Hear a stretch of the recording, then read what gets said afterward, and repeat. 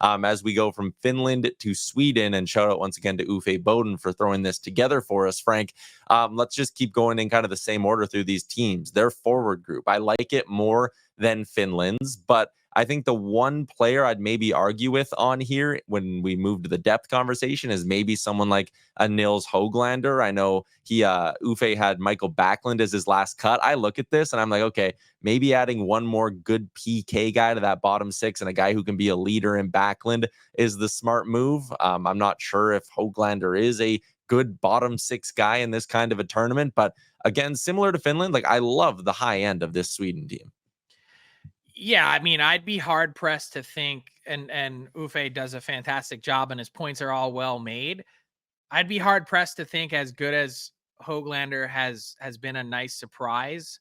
I don't know that you're leaving Michael Backlund off this team, for instance. And I do love the pick to go with someone like Leo Carlsson because I think he's really beginning to knock on the door of becoming a really complete player in the NHL. I think he has, I think he's the Swedish version of Patrice Bergeron.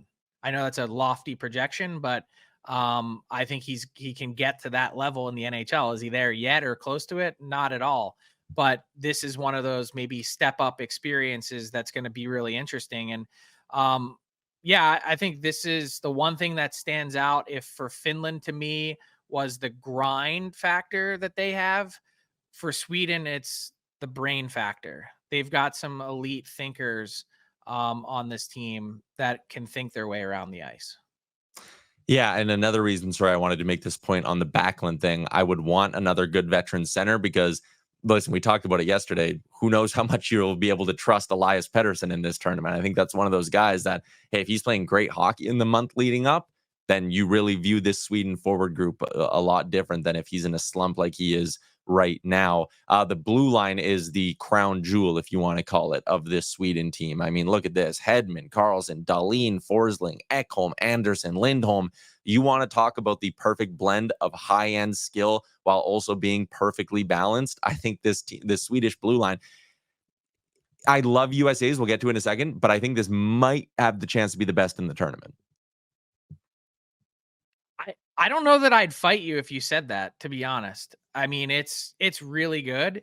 And so now think about some of the pieces that Uffe left off of his projection.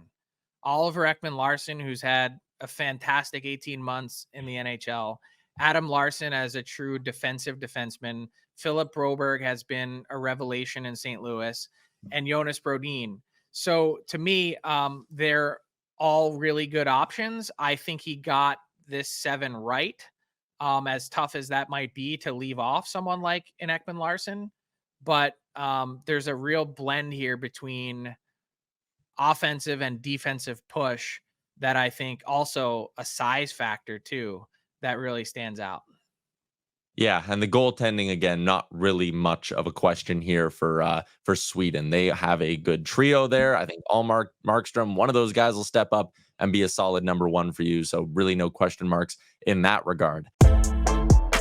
What's up, hockey fans? If you enjoyed that video, then you need to be hitting the subscribe button right here at Daily Faceoff. Exclusive interviews and analysis from our hockey insider Frank Saravalli, fantasy updates from Brock Sagan, and a daily live show at noon Eastern, Monday through Friday. You don't want to miss any of the fantastic content, so hit that subscribe button.